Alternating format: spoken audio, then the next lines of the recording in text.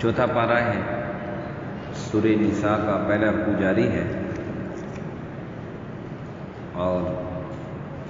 آیت نمبر 4۔ اعوذ باللہ من الشیطان الرجیم،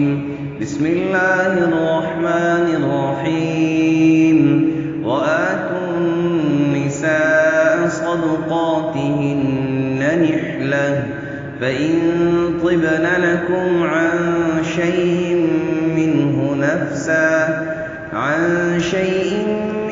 نفسا فكلوه هنيئا مريئا ولا تؤتوا السفهاء أموالكم التي جعل الله لكم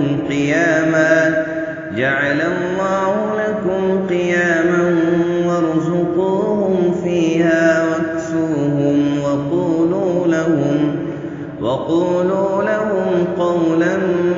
معروفا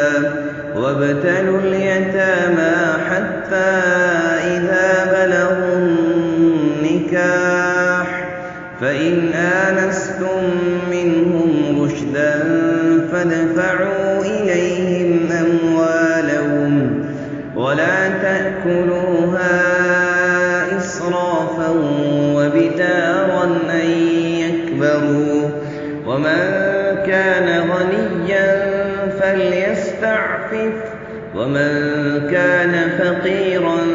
فليأكل بالمعروف فإذا دفعتم إليهم أموالهم فأشهدوا عليهم وكفى بالله حسيبا۔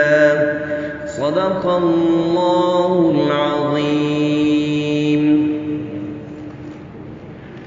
وآتوا النساء صدقاتهن نحلة، اور دو عورتوں کو ان کے مہر خوشی سے، فإن طبن لكم، اور اگر وہ آپ کو چھوڑ دیں، عن شيء کچھ، منہ اس سے، یعنی خوشی سے اگر کوئی عورتیں تم سے چھوڑ دیں، فکلوہ تو اسے کھاؤ، ہنیئا مریئا خوب رچتا بچتا، ولا تؤتوا السفہاء، اور مت پکڑو یعنی مت دے دو، حوالہ کر دو بیوقوفوں کو، بے عقلوں کو، اموالکم ان کا مال، التی جن کو، جعل اللہ لکم اللہ نے تمہارے لیے بنایا ہے، قیاما گزران کا سبب، وارزقوہم اور اس مال میں سے ان کو کھلاتے رہو، فیہا اس مال میں سے، وکسوہم اور پہناتے رہو، وقولوا لہم اور ان سے کہو، قولا معروفا معقول بات، وابتلوا الیتامی اور سدھارتے رہو یعنی امتحان لیتے رہو یتیموں کا، حتی اذا بلغوا النکاح جب تک کہ وہ یہاں تک کہ وہ نکاح کی عمر کو پہنچ جائیں یعنی بالغ ہو جائیں، فإن آنستم منہم رشدا، اور پھر اگر تم آپ ان میں دیکھو ہوشیاری، فادفعوا الیہم اموالہم تو حوالہ کر دو ان کو ان کا مال، ولا تأکلوها اور نہ کھاؤ ان کا مال یتیموں کا، اسرافاً ضرورت سے زیادہ، وبداراً اور حاجت سے پہلے، ان یکبروا کہ یہ بڑے نہ ہو جائیں، ومن کان غنیا یہاں تک جس کو حاجت نہ ہو یعنی جو غنی ہو، فلیستعفف تو یتیم کے مال سے بچتا رہے، ومن کان فقیرا اور جو کوئی محتاج ہو تو فلیأکل بالمعروف تو وہ کھائے مال یتیم کے مال میں سے دستور کے موافق، فإذا دفعتم إليهم أموالهم پھر جب ان کو حوالے کر دو ان کا مال، فأشهدوا علیہم تو اس پر گواہ بنا لو، وکفیٰ باللہ حسیبا اور اللہ کافی ہے حساب لینے کے لیے۔ آج کی آیت مبارکہ میں سب سے پہلے تو چونکہ سورہ نساء ہے، میں نے عرض کیا تھا کہ اس میں حقوق العباد کا تذکرہ ہے، اور حقوق العباد میں عورتوں کے ساتھ سب سے زیادہ ظلم اور زیادتی کا جو عورت شکار ہوتی ہے، اس میں جو گزشتہ آیات گزری تھی اس میں یہ تھا کہ وہ عورت کو جو ان کا مال ہے ان کو خوشی سے دو، اور یعنی ان کے درمیان انصاف کرو، اور اگر تم یتیموں کے ساتھ انصاف نہیں کر سکو گے تو پھر تم یتیم عورتوں سے نکاح مت کرو، یتیم لڑکیوں سے۔ اب آج کی آیتوں میں کہا جا رہا ہے کہ دیکھو معاشرے کے اندر اگر تم یتیم لڑکی کا مہر خوشی سے اس کو دے دیتے ہو اور اس کے حقوق ادا کرتے ہو تو پھر اس سے شادی کرنے میں کوئی حرج نہیں، پھر عورتوں پر زمانہ جاہلیت میں 3-4 قسم سے ظلم ہوتا تھا مہر کے اعتبار سے۔ ایک بچی یتیم ہو گئی، اس کا مہر اس کا ایک ولی ہے وہ لے لیتا اور اس کی شادی کروا دیتا، عورت کو کچھ نہیں ملتا تھا۔ جیسا کہ بعض جگہوں پر معاشرے میں یہ ہوتا ہے کہ بچی کا مہر اس کا والد لے لیتا ہے، بچی کو کچھ نہیں ملتا ہے، حالانکہ یہ بچی کا حق ہے۔ مہر یہ بچی کا حق ہے، اگر والد نے بھی اس سے لیا ہے تو یہ والد نے گویا اس پر ظلم کیا ہے۔ اگر والد نے، اور بعض اوقات تو یہ ہوتا ہے کہ والد پیسے لے لیتا ہے، اس کے بدلے بچی کو دے دیتا ہے، پھر اس کے بعد بچی کی کوئی پوچھ گچھ نہیں کرتا ہے، ایسے یعنی بچی کے ساتھ رویہ رکھتا ہے جیسے کہ بیچنی ہے۔ تو خیر ہمارے جاہلیت میں ہوتا تھا کہ ولی پیسے لے لیتا تھا مہر کے اور عورت کو کچھ نہیں کہہ سکتا، عورت کو کچھ نہیں ملتا تھا، وہ بیچاری ویسے ہی دوڑتی پھرتی تھی۔ دوسرا اس اعتبار سے ظلم ہوتا تھا کہ مہر طے ہو گیا، اب ولی نے خود نکاح میں اس لڑکی کو لیا، مہر اسے طے تو کیا، لیکن بس اس کو حق ادا نہ کیا، اس کے مہر اس کو نہ دیا کہ بھئی تیرا اور خرچہ میں چلا رہا ہوں اس لیے تجھے مہر نہیں دوں گا۔ تیسرا اس اعتبار سے ظلم ہوتا تھا کہ نکاح کر لیا، مہر طے ہو گیا، اب ایسے کرتے تھے، وہ سمجھتے تھے کہ عورت تو ویسے بھی ہمارے قبضے میں ہے، اب ہماری بات ماننے پہ مجبور ہے، اس لیے ڈرا دھمکا کے اس سے مہر معاف کروا لیتے تھے۔ وہ بھی ڈر کے مارے مہر معاف کر دیتی تھی، شرما شرمی مہر معاف کر دیتی تھی۔ اور آج کل بھی معاشرے کے اندر یہ ہے، شادی کے وقت ان کو سمجھ نہیں آتی اور ان کے جو ہے نا وہ عقل پر پردے پڑے ہوتے ہیں اور لاکھوں کروڑوں روپے مہر طے کر لیتے ہیں۔ بعد میں جب ادائیگی کا وقت آتا ہے اور مطالبہ کرتی ہے تو پھر ہاں ایسے بے شرم آدمی کی زندگی کیا، اس سے تو بہت بہتر ہے۔ یہ مردانگی نہیں ہے، بات تو ذرا سخت ہے، معذرت چاہتا ہوں، لیکن یہ مردانگی نہیں ہے۔ یہ کیسا مرد ہے کہ جو عورت کے سامنے ہاتھ پھیلا رہا ہے اور اس سے مہر معاف کروا رہا ہے؟ جب مہر مقرر کر رہے تھے اس وقت تمہاری عقل کہاں تھی؟ اس وقت تم نے کیوں نہیں سوچا؟ اس وقت سوچ لیتے تو مہر تمہیں معاف کروانے کی ضرورت ہی نہ پڑتی، نوبت ہی نہ پڑتی۔ اس لیے شریعت کا مزاج یہی ہے، مہر اتنا مقرر کرو جتنا تم ادا کر سکو، جتنا تم ادا کر سکو، اور اس میں چونکہ عورت کی رضامندی بھی ضروری ہے، اور جتنا تمہاری استطاعت ہے اس پر، اس کے مطابق اگر عورت راضی نہیں ہو رہی تو پھر کسی اور سے شادی کر لو۔ جو عورت ابھی بھی پیسوں، یعنی شادی سے پہلے اگر پیسوں کی وجہ سے تمہارے پاس نہیں آ رہی، تمہارا خیال نہیں رکھ رہی، تو بعد میں تمہارا کیا خیال رکھے گی؟ بہت سارے لوگ عورت کا مال دیکھ کر، عورت کی جائیداد دیکھ کر، اس لالچ میں آ کر مہر زیادہ مقرر کر لیتے ہیں، لیکن بعد میں پھر اسے معاف کرواتے پھرتے ہیں، اور بعض اوقات ڈرا دھمکا کے معاف کرواتے ہیں۔ تو یہ قطعاً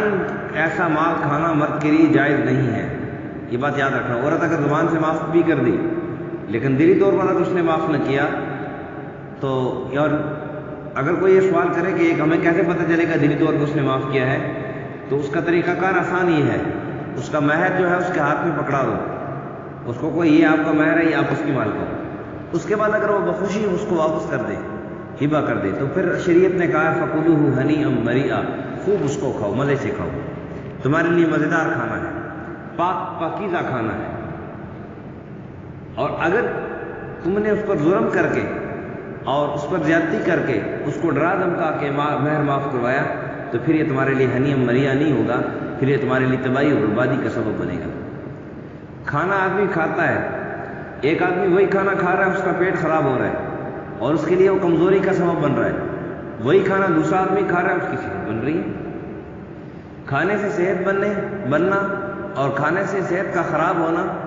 یہ اللہ کے حکم سے ہوتا ہے۔ کسی چیز کے اندر نفع و نقصان یہ اللہ کے حکم سے ہوتا ہے، اور نفع یا نقصان دینے میں کوئی بھی چیز اللہ کے حکم کی پابند ہے۔ جب تک اللہ کا حکم ارادہ نہ ہو کوئی بھی چیز نفع و نقصان نہیں دے سکتی۔ اس لیے ظلم و زیادتی سے کمایا ہوا مال وہ کبھی آدمی کو فائدہ نہیں دے سکتا، یہ پکی چکی بات ہے، کوئی اس کے اندر دو رائے نہیں ہے۔ بظاہر اگر اس کو فائدہ ہوتا ہوا نظر بھی آ رہا ہے تو یہ اس کے آنکھوں کا دھوکہ ہے یا حقیقت میں اس کو نقصان ہو رہا ہے۔ اس لیے پہلی آیت میں اللہ نے جو اس کا خلاصہ یہی ہے کہ عورتوں کا مہر خوشی سے اس کو دے دو۔ جب تم نے مقرر کر لیا ہے تو چاہیے کہ اس کے مطالبے سے پہلے اس کو دے دو، ادا کر دو، اس کو مطالبے کی اور منتیں کرنے کی تمہاری ضرورت نہ پڑے۔ جو تم نے مہر مقرر کیا ہے خوشی سے اس کو دے دو۔ جب تم خوشی سے دو گے گویا خوشی سے تم اللہ کا حکم مان رہے ہو، اللہ بھی تمہاری خوشی تمہاری جو دعائیں ہیں وہ اللہ تعالیٰ قبول فرمائیں گے اور تمہاری ضروریات بھی خود بخود حل ہوتی چلی جائیں گی۔ اللہ کا حکم تم نہیں مانو گے تو پھر کہا کہ مال تو اللہ چھوڑتے نہیں ہیں، اللہ کا حکم نہیں مانو گے تو جو تم اللہ کا جو حق ہے اپنے بندوں کا حق چھوڑتے نہیں، اللہ پھر مختلف ذرائع سے نکلتے ہیں۔ جیسے میں نے پہلے عرض کیا تھا، تھانے کچہریوں میں مال لگتا ہے، ہسپتالوں میں مال لگتا ہے، ڈاکو مال اڑا کے لے جاتے ہیں، اور یہ کوئی ضروری بات نہیں ہے کہ ہر تھانہ کچہری میں مال لگنے والا وہ آدمی کے حرام کا ہوتا ہے، یہ بات بھی یاد رکھنا۔ یہ نہ ہو کہ کل کوئی تھانہ کچہری میں کوئی دیندار آدمی جا رہا ہو، بیچارہ کسی معاملے میں پھنس گیا، اللہ کی طرف سے اس پر امتحان آیا ہو تو تم کو یہ دیکھا ہے یہ مال نہیں ادا کرتا تھا نا، زکوٰۃ نہیں دیتا تھا، حرام کا مال ہے اس لیے اس کا ادھر لگ رہا ہے۔ یہ کوئی کلی فیصلہ نہیں ہے، یہ ہمارا دل جانتا ہے، ہمیں پتہ ہے کہ ہم کتنا مال اللہ کا حق ادا کرتے ہیں۔ ایک آدمی اللہ کا حق ادا کرنے کے باوجود، حقوق العباد ادا کرنے کے باوجود تھانہ کچہری میں اس کا مال لگ رہا ہے یا اس کا کوئی چوری کر لیتا ہے، یہ نہ کہو کہ کل کوئی اگر چوری ہو جائے کسی کی تو اس کو کہو جی تم ظلم کا مال تھا تمہارا اس لیے چوری ہو گیا، ظلم کا مال اتنا ہوتا ہے۔ یہ کوئی کلی بات نہیں ہے، قاعدہ کلیہ نہیں ہے، لیکن عمومی اعتبار سے ہوتا ہے کہ جب اللہ کا آدمی حق ادا نہیں کرتا تو پھر اس طریقے سے اس کا مال نکلتا ہے، ناراضگی میں اس کا مال نکلتا ہے۔ بہرحال اللہ تعالیٰ نے فرمایا کہ عورتوں کا حق ان کے مہر جو ہے وہ خوشی سے ادا کرو۔ اب یہاں پہ ایک بات یہ چلتی ہے کہ مہر کتنا ہونا چاہیے، تو مہر کی کم سے کم لمٹ 10 درہم ہے، کم سے کم لمٹ 10 درہم ہے، اور محدثین کرام لکھتے ہیں کہ 10 درہم سے کم مہر نہیں ہے، 10 درہم سے کم مہر نہیں ہے، اور اس کی مختلف مثالیں مختلف دلائل ہیں، اس کے زیادہ ڈیٹیل میں نہیں جاؤں گا۔ اس سے زیادہ معاشرے میں جو عورت اس کی جو سہیلیاں ہیں یا اس کی جو کزنیں ہیں یا اس کی جو پھوپھی ہے، اس کی جو خالائیں ہیں، ان کا جتنا مہر مقرر ہوا ہے اتنا مہر اگر یعنی نکاح کے دوران مہر کا تذکرہ نہیں ہوا، بغیر مہر کے تذکرے کے اگر نکاح کر دیا تو نکاح ہو جائے گا اور پھر مہر مثل لازم ہوگا۔ مہر مثل اسے کہتے ہیں کہ اس عورت کے جو باقی رشتہ دار ہیں، قریبی رشتہ دار ہیں، ان میں سے عورتوں کی اگر شادی ہوئی ہے کسی کی، اس کا کتنا مہر مقرر ہوا تھا اتنا اس کا مہر بھی ہوگا، خامد پر اتنا مہر دینا لازم ہوگا۔ یا تو مہر طے کر لو 10 درہم، اس سے اوپر جتنا مرضی طے کر لو، لیکن جتنا طے کرو وہ پھر ادا کرنا ضروری ہے۔ دوسری بات یہ کہ مہر کب ادا کرے، تو بہتر تو یہ ہے کہ نکاح کے وقت ہی ادا کر دے۔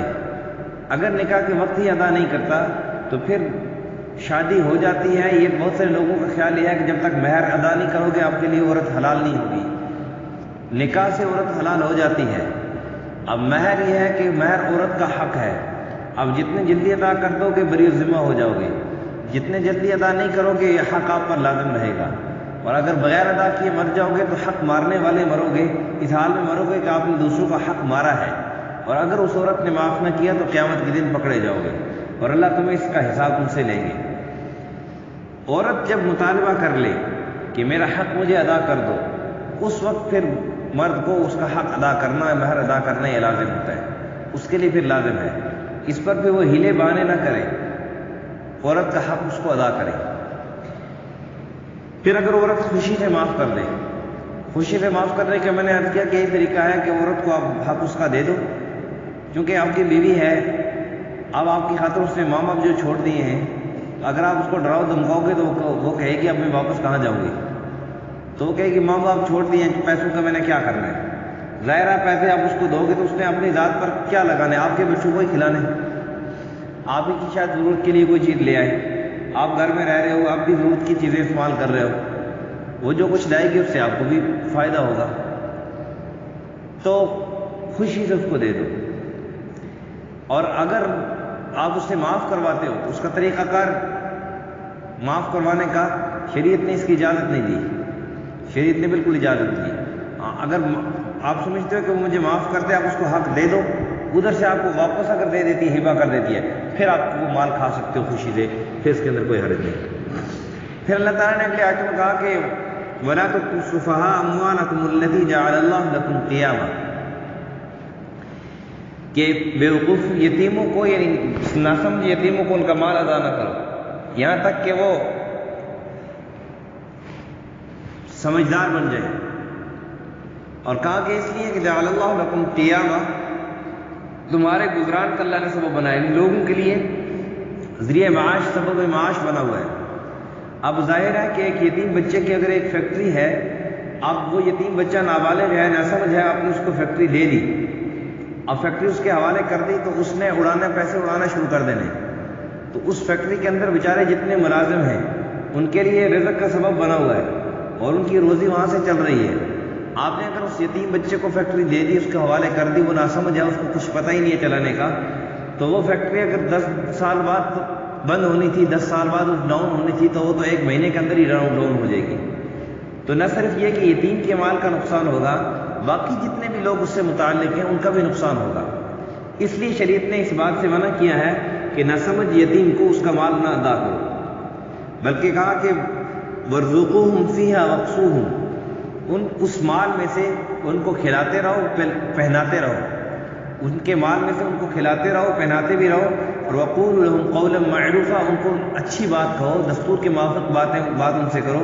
کیا مطلب؟ اس کے 2 مطلب ہو سکتے ہیں۔ قُولُوا لَهُمْ قَوْلًا مَعْرُوفًا کا مطلب یہی ہے کہ وَلَا تُؤْتُوا السُّفَهَاءَ أَمْوَالَكُمُ الَّتِي أَمْوَالَكُمْ، کہ جو یتیم ہیں ان کو مال ان کا نہ ادا کرو جب تک کہ وہ عقل مند نہ ہو جائے، سمجھدار نہ ہو جائیں، ان کو ٹھیک اور غلط کی تمیز نہ ہو جائے۔ ایک چیز کے اندر مثال کے طور پر ہر ایک کام کا ایک اپنا شعبہ ہے، اب فیکٹری ہے، میڈیسن کی فیکٹری ہے، اب یتیم بچہ ہے، اس کو میڈیسن کا کچھ پتہ ہی نہیں ہے، اس کو میڈیسن کا کچھ پتہ ہی نہیں ہے، آپ فیکٹری، بے شک وہ سمجھدار ہو گیا، فیکٹری اس کے حوالے کر دو گے تو وہ کیسے چلائے گا، اس کو کچھ پتہ ہی نہیں ہے۔ تو اس لیے آگے آ رہا ہے وَابْتَلُوا الْيَتَامَىٰ، سدھارتے رہو،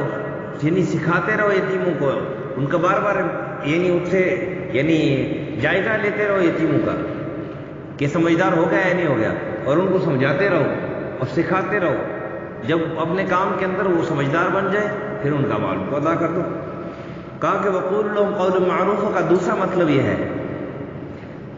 یہ ہے بعض یتیم ناسمجھ ہوتے ہیں، ابھی نابلوغیت میں لوگوں کے باتوں کی وجہ سے وہ اپنے مال کا مطالبہ شروع کر دیتے ہیں کہ میرا مال مجھے ادا کر دو۔ اب بہت سارے لوگ اپنے برادری کے اندر، معاشرے کے اندر بڑے اپنے بننے کی کوشش کرتے ہیں، بڑے قریبی بننے کی کوشش، حالانکہ وہ اس کو بگاڑ رہے ہوتے ہیں۔ سب کا واسطہ پڑتا ہوگا، گاؤں میں بہت سارے خاص کر عورتیں اور مرد بھی، وہ یتیموں کے ساتھ بڑا لاڈ پیار کر کے ان کو ورغلاتے ہیں، ان کو بہکاتے ہیں کہ بھئی یہ تمہارا جو والی ہے، جس کے پاس تمہارا مال ہے، یہ تمہارا مال کھا جائے گا، یہ کرے گا، وہ کرے گا، اب تم بڑے ہو گئے ہو، اب تم خود سنبھالو، یہ کرو، وہ کرو۔ اب اپنی طرف سے وہی سمجھتے ہیں کہ ہم اس پہ ہمدردی کر رہے ہیں، اور بچہ بھی سمجھتا ہے کہ میرے ساتھ ہمدردی کر رہے ہیں، حالانکہ وہ ہمدردی نہیں کر رہے ہوتے، اس کے ساتھ اس کا نقصان کا سبب بن رہے ہوتے ہیں۔ اس لیے شریعت نے کہا کہ اس وقت تک اس کا مال اس کو ادا نہ کرو جب تک وہ سمجھدار نہ ہو جائے۔ وَقُولُوا لَهُمْ قَوْلًا مَعْرُوفًا کا معروفہ کیا مطلب ایک یہ ہے کہ اگر وہ مال کا مطالبہ کرتے بھی ہیں، آپ سمجھتے ہو کہ یہ ناسمجھ ہے، تو ان کو اچھی بات کہہ کے سمجھا لو، اچھے طریقے سے ان کو سمجھا، نہیں کہ ڈانٹ ڈپٹ کر کے یا غصے سے ان کا مال ان کو دے دو تاکہ وہ نقصان ہو جائے ان کا، نہیں، ان کو اچھے طریقے سے سمجھاؤ کہ اس میں تمہارا نقصان ہے، میں تمہارا مال تو کھا نہیں رہا، تمہارے مال کا ضامن ہوں، حفاظت کر رہا ہوں، مال تمہارا کھاتا نہیں ہوں، اس لیے تمہارے مال کا میں ضامن ہوں، حفاظت کر رہا ہوں، جب میں سمجھوں گا تم سمجھدار ہوگا، تمہارا ہی مال ہے، میں نے کیا کرنا ہے اس کو۔ وَقُولُوا لَهُمْ قَوْلًا مَعْرُوفًا، اور کہا وَابْتَلُوا الْيَتَامَىٰ حَتَّىٰ إِذَا بَلَغُوا النِّكَاحَ، جیسے میں نے پہلے عرض کیا کہ جو یتیم ہیں ان کو یعنی سکھاتے رہو، سمجھاتے رہو، جو کام کرتے ہیں، جو ان کا مال ہے، اگر مال نہیں ہے مثال کے طور پر یتیم کا، تو ظاہر ہے اس کے لیے ذریعہ معاش کا سبب بننے کے لیے اس کے لیے کسب کا کوئی اس کو اچھی تعلیم دو، کوئی اچھا ہنر اس کو سکھاؤ تاکہ وہ اپنا ذریعہ معاش چلا سکے آگے۔ آپ تو اس کی کفالت تو کر رہے ہو، لیکن کفالت کرنے کے ساتھ ساتھ اگر آپ شروع سے لے کر 20 سال تک، 25 سال تک، 40 سال تک اس کی کفالت کرتے ہو، اچانک آپ نے اس کو نکال دیا کہ چل اب تو خود کما، اب 40 سال تک تو اس سے تیار کھایا ہے، اب وہ خود کیا کمائے گا؟